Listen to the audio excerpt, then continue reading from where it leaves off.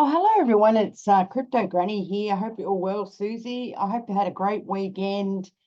Enjoyed yourself with your beautiful family and children and your beautiful animals. Please look after yourselves, be kind to yourselves and everyone else as well as animals, and just make this world a better place. Now, there is a lot going on, and that's why I decided to do a podcast tonight, Sunday night. The time is 18 past 7 European time, and it's the 25th of August 2024.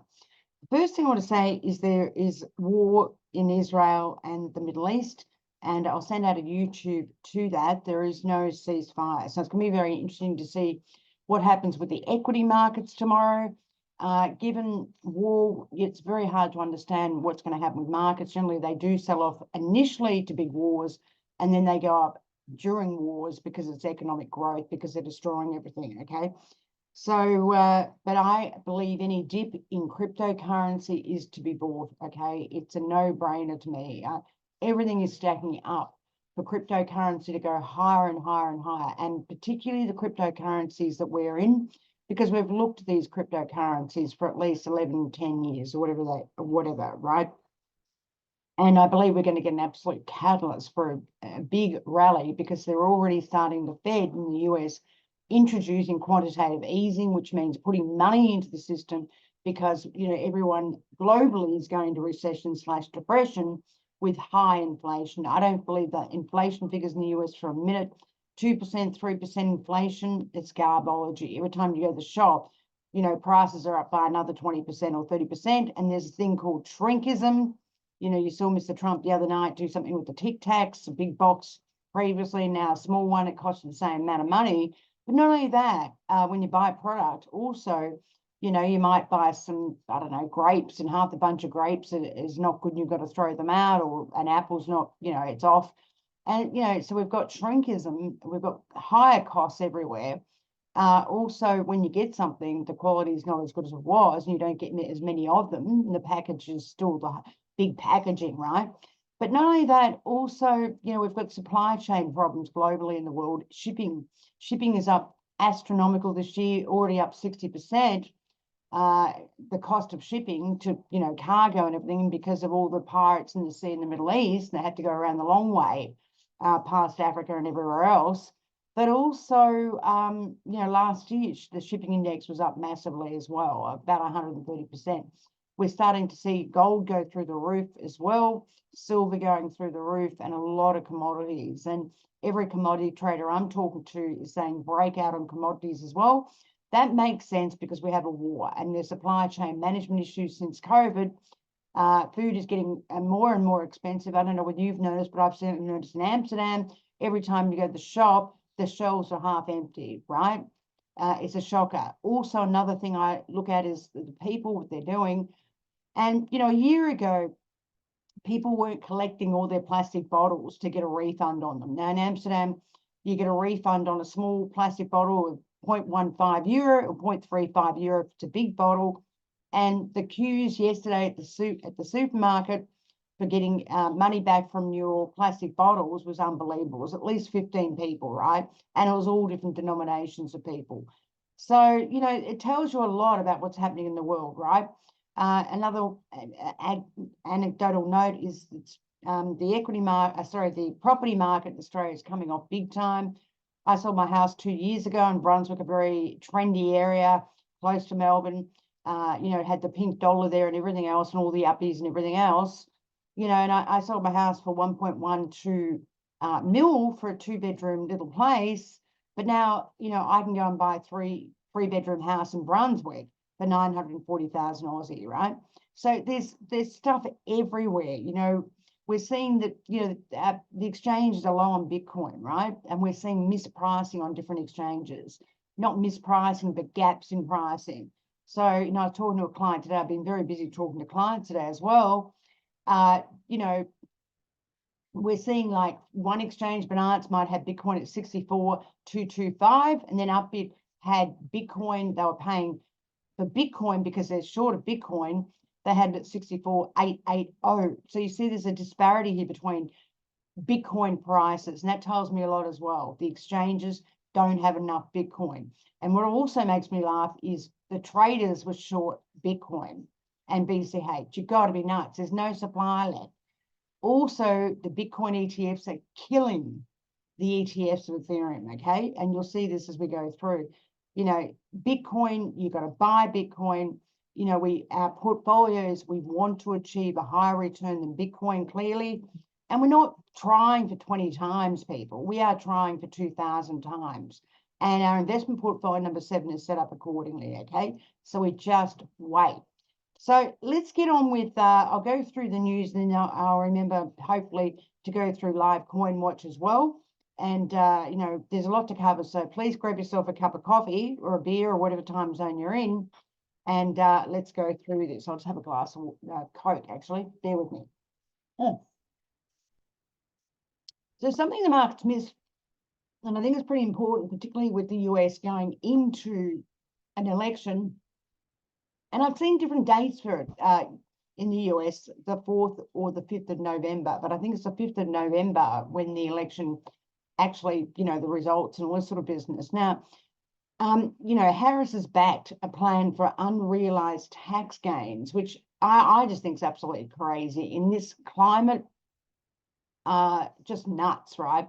We are globally in a depression, and you know, we're talking this depression getting particularly worse with US unemployment rising. Unemployment everywhere is rising. I don't believe the figures. Plus, I told you the other day that they did an adjustment on employment, like a million jobs were lost all of a sudden, right? So I don't believe any of the garbology stats that are coming out. They're just garbology, right?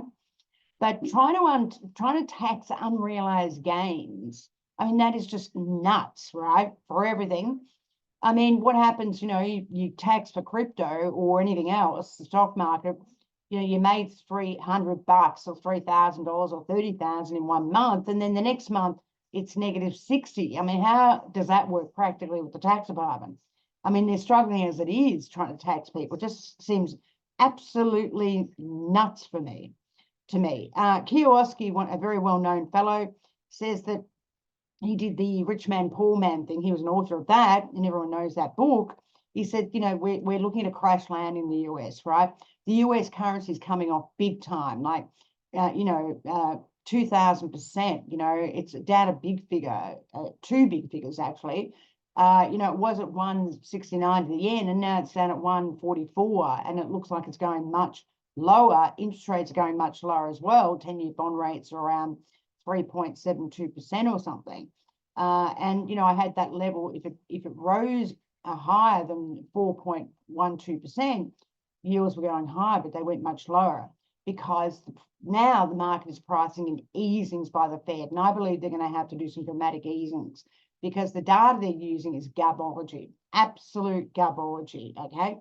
Now, either way, this is very bullish for cryptocurrency, okay? Because people just aren't going to sit, you know, in cash or anything else. You know, but if this tax plan comes through with the Democrats, I think it's a disaster. And I think it's a very bad economic policy, given what we're seeing in markets and given what we're seeing with the consumer. You know, 70% of the US economy is consumer-led, and this is going to kill consumers. The middle class is getting shafted big time. And, you know, the poverty rates in the US, like everywhere else, are going up, okay? So, you know, I think it's a crazy, crazy policy. I've got to be honest with you there. So I thought I'd mention that. You know, Mr. Robert Koski warns of an impending market crash, urging investors in gold, silver, and obviously cryptocurrency. This Peter Schiff never gets it right. He calls higher interest rates, but that is just dumb. They're cutting rates globally everywhere. Don't forget, China's growth is terrible at the moment. They've got a massive problem with the property market, and it's a shocker, okay? So I think they've just got Camilla and that, to be honest with you, I don't think they've got any idea. And seriously, one thing I do worry about with Camilla, she's got no economic background, no understanding of markets at all. And, you know, whether you like Trump or not, Trump has basically he's got a huge economic background, and he's a businessman. And seriously, I think if Trump gets in, the market's going to rally like big time because he's going to open up the money supply, interest rates reduced, Gensler's gone. But, you know, if Kimberly gets in, the market could be off 20, 25, 30%. in crypto, but I would certainly buy it, okay? Not only that, Robert F. Kennedy Jr. announced his backing for Mr. Donald Trump, which is unheard of. I mean, he's an independent in the US, but the reality is he's a Democrat, and the whole Kennedy clan has been Democrats. So it's amazing. He's dropping out of the electoral race, and clearly one would, by implication, he got 16% or 15% of the vote. You'd assume those votes are going to go to Mr. Trump now, right? Not only that, Elon Musk is supporting Trump. If you look on Twitter, Trump's got 90 million subscribers. If you look at Camilla, she's got 2 Twitter accounts, and one's got 13 million subscribers and one's got 20 million subscribers. Not only that, there's a huge swinging vote in America, and also 50 million people in America invest in crypto, right? So clearly 25% of that, of the 50 million or whatever, or maybe half, is going to go to Mr. Trump, right?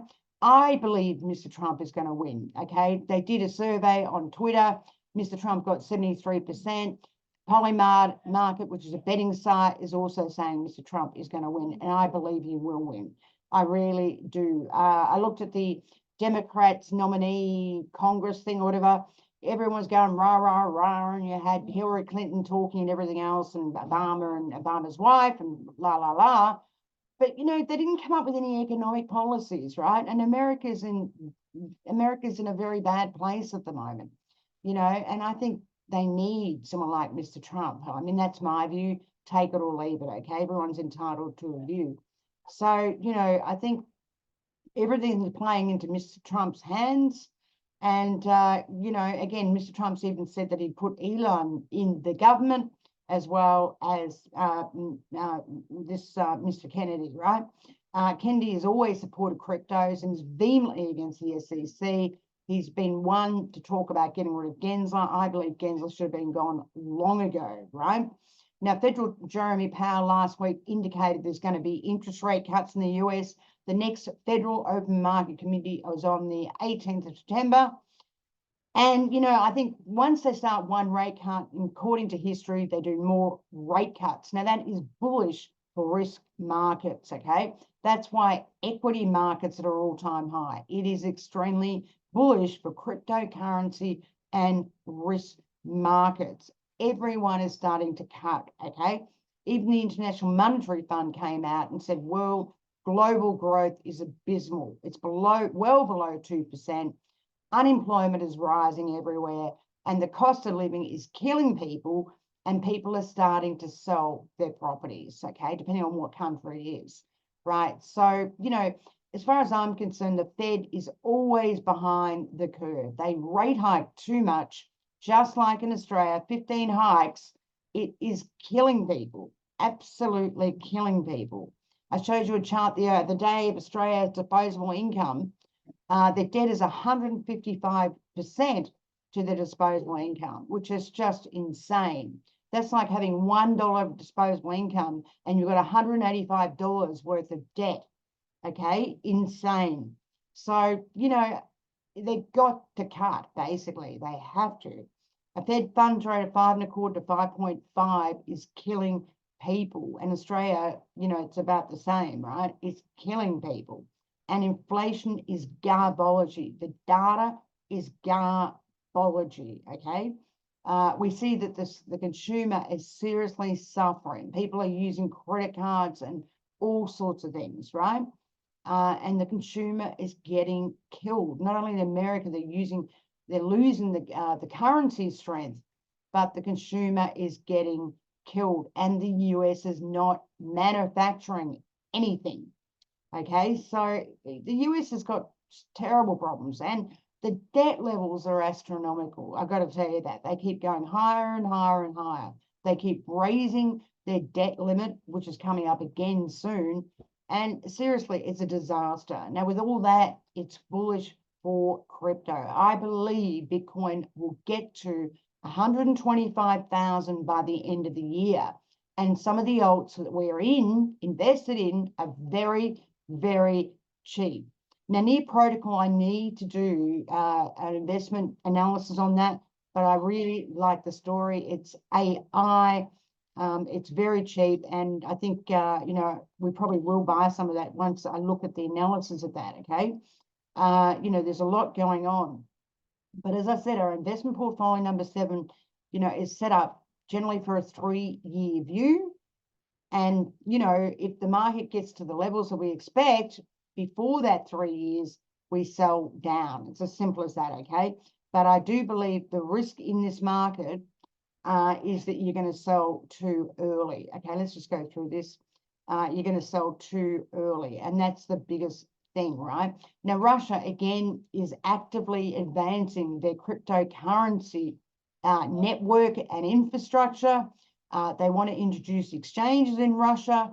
They want to introduce the payment of bills in cryptocurrency, okay? And they want to avoid the US SWIFT system so that their accounts cannot be blocked, okay? It's as simple as that. Now, this is just some weekly events that are coming up with Icon, Rune, Tron, Crow, Tezos, Engine, VeChain, and Chiles, okay? And there's just, you know, there's updates of networks and this sort of thing, which is very positive for the coins and tokens that we're actually in.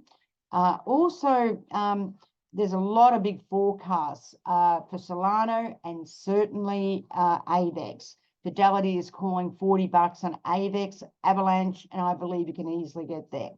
Now, what we're finding, as I said, is institutional investors are buying Bitcoin with their ears pinned back, okay?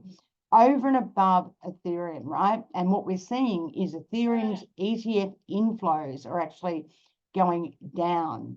There's more institutional interest in Bitcoin ETF. What are you doing, Lizzie? Now, if we go to Bitcoin ETFs, this is data from Farside, and I like this. Bitcoin currently has exposure in the ETFs of 20.707 bill, and that is huge, okay? It's been going up quite dramatically since August, up 52.5, 157.6, which is huge, and so forth. 19th, 92.7. I look at this very closely. And with this, there's just no way Bitcoin can go down. It's as simple as that. You know, this thing's going to go higher and higher. Now, if we look at the ETF for Ethereum, it's a completely different story. So just hold that 20.707 bill in mind, and let's look at Ethereum, which has been extremely disappointing, and people are selling. Institutions, big institutions are selling Ethereum. So just give me a sec, and I'll get the other one up for you. Bear with me for a minute. So this is the Ethereum ETFs, which are on the stock exchange. And as you can see, Grayscale has 5 billion, mini ETF is over $1 billion, and so forth, which is less than, golly, what do we got? 5, 6, 7 billion compared to Bitcoin of 20.7 billion, okay? What's more alarming is when we look down further, we see all these outflows, okay? For Ethereum, negative 22 mil, negative 18 mil, negative 6 mil, negative 24, and so forth, negative 18, which is very, very negative for Ethereum, and that's going to cause the physical price of Ethereum to go down. So that's why I don't like Ethereum, okay? So let's go to Live Coin Watch. Bear with me for a minute as I change my share, and let's go through the data on Live Coin Watch. So I hope you can see that. Let's just check that again. Yeah, that should be right. Okay, so what we've got here, let's just update this with this thing up here. We've got overview 2.278 trill, which is so cheap. As I said, it hasn't even got near the highs with 3 trill last time. Volume is reasonably okay at 54 bill. Liquidity is very good at 6.110 bill, okay? Bitcoin dominance is still rising, 55.6584%. Ethereum's dominance is going down, 1.48%. XRP dominance is going down at 1.48%. Ethereum's dominance is going down 14.37%. And I believe that dominance will go further down, and I believe Ethereum will drop out of the top 10. Okay, in a year's time, this thing will be out of the top 10. That's my view. And XRP will be as well. Tron dominance is increasing, Link dominance is increasing, Solana dominance increasing, and Bitcoin Cash hasn't yet increased, but it will. Give it time, okay?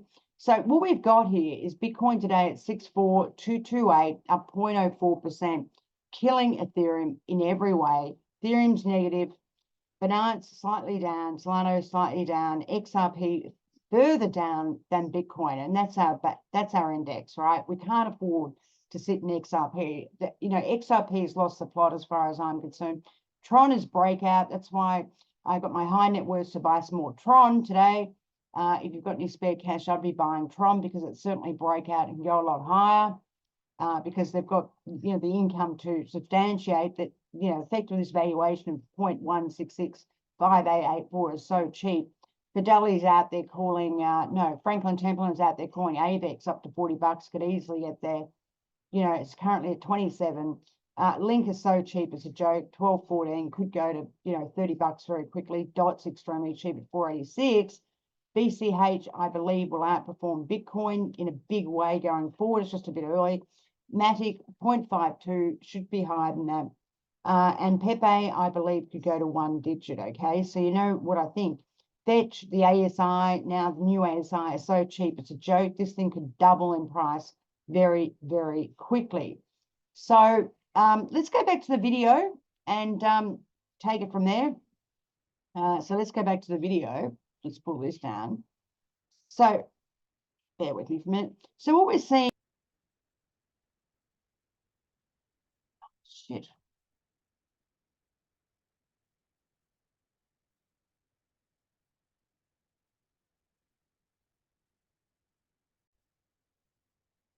Now we look at the economic data coming out this week for the US government, particularly US durable goods is coming out. That's an important one. Last month it was 4.9%, but it was down 6.7%, which is actually retail sales. Okay. If we look at there's some bond tenders and bill tenders, which always tell us the direction of interest rates. We go to that's the 26th. We go to the 27th. We've got German GDP. Very important figure for Europe because Germany is the biggest economy in Europe, in the Eurozone. And also we've got crude oil stocks, which is going to be interesting because now there's a big war in the Middle East. I think crude will go up tomorrow, particularly. Also, Australia CPI on the 28th, which is a big figure. US MBA mortgage applications, they've lately been down by 10%, which is massive. We've got crude inventories, which is a good one to look at as well if you're trading crude. On the 29th, Fed Bostic speaks. People are expecting more easings built into the curve. And pretty much they're the most important things, looking at that very quickly. And German CPI.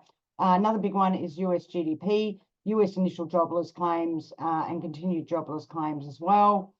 And yeah, certainly retail injury, certainly housing, yep, housing too, and retail inventory. So that's a couple of big figures out this week. So I think it's going to be bullish for markets, to be perfectly honest with you. Anyway, I hope I didn't go for too long. I wanted to get this out tonight because there's a lot going on. Please look at the, I sent YouTube on a few things too. Have a look at that, and I'll talk to you very soon. Please look after yourself, look after your family, your friends, your loved ones, and your beautiful animals and your beautiful children, and just make this world a better place. And thank you very, very much for listening. Thank you.